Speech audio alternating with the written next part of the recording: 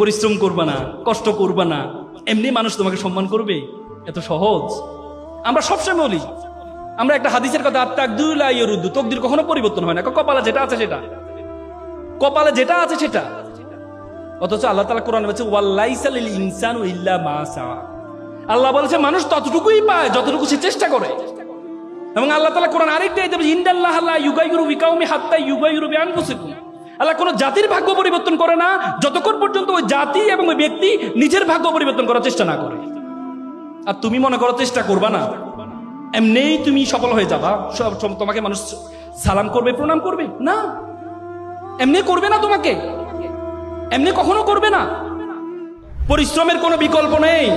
মনে রাখবা, পরিশ্রম তার পারিশ্রমিককে কখনো খালি হাতে ফেরায় না, কখনো না, কখনো না। তুমি পরিশ্রম কর, পৃথিবীর সবচেয়ে বড় সংজ্ঞা।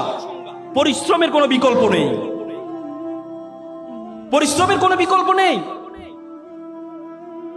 একটা এক্সাম্পল তোমাদেরকে দিই। একবার একটা অঞ্চলে তারা চিন্তা করলো একটা মন্দির বানাবে। তো মন্দিরের জন্য কি লাগে? মূর্তি লাগে। তো তারা চিন্তা করলো একটা মূর্তি বানাবে। তো মূর্তির জন্য কি লাগবে? পাথর লাগবে। তো তারা চিন্তা করলো একটা পাথর কোথা থেকে পাওয়া যায়? সুন্দর, পাশের গ্রামে একটা পাথর আছে, সুন্দর পাথর, সাদা পাথর, চমৎকার পাথর। তখন তারা গেল পাথরকে অফার করতে, যে পাথর সাহেব আপনাকে একটু লাগবে। বলে যে আমাকে লাগবে, আমাকে নিয়ে কি করবা? বলছে আপনাকে নিয়ে আমরা একটু 6 মাস একটু কাটবো, ঘষবো, মাজবো, এরপর আপনাকে মূর্তি বানাবো, মন্দিরে রাখবো, সবাই এসে আপনাকে সেলুট করবে, প্রণাম করবে, সালাম করবে। 6 মাস? না, এই কষ্ট আমার দ্বারা সম্ভব না। আমাকে কষ্ট ছাড়া যদি কোনো কাজ থাকে সেটা বলো। বলছে না, আপনাকে তো এভাবে রাখলে তো কেউ সালাম করবে না আপনাকে। তখন অবহেলিত একটা পাথর ছিল পাশে, কালো পাথর। সে বলে স্যার আমাকে নিয়ে যান, 6 মাস না, 1 বছর ধরে আমাকে কাটেন, ঘষেন, মাজেন, কোনো সমস্যা নেই। পরবর্তীতে এই কালো পাথরটাকে নিয়ে যাওয়া হয়। নিয়ে যাওয়ার পর 10 জন মিলে তাকে কেটে ঘষে কাটাকাটি শুরু করলো। 10 মাস ধরে কাটছে। কাটার পর তাকে মূর্তির অবয়ব বানালো। অবয়ব বানার পর মন্দিরে রাখলো।